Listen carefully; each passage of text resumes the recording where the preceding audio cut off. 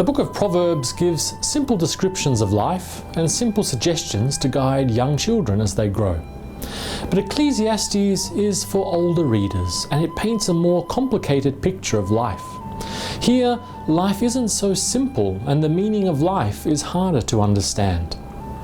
A big challenge for young people is deciding which direction to take in life. Should we do what parents want us to do, or what we want to do? Should we do what makes us rich, or what makes us happy? What's the best way? The writer of Ecclesiastes decides to test out these many options. In chapter 1, he begins by choosing a life of wisdom and reason, but he soon finds that involves too many problems. For his next test, he wants to see if seeking pleasure is any better. Many people think a life full of pleasure, a life without limits, would be fantastic. What could be better than having anything and everything you want?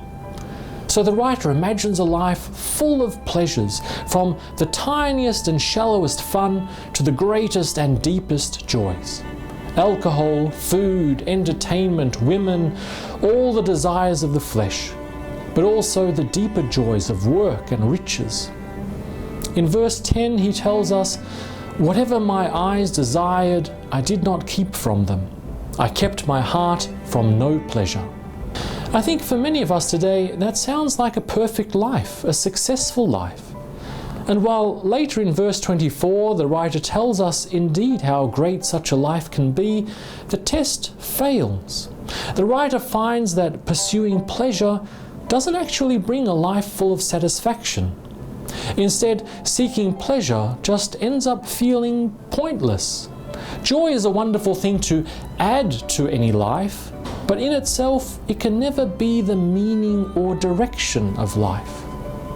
Jesus tells us that our direction in life is not to seek pleasure and happiness, but to seek God's kingdom, to love God and love one another.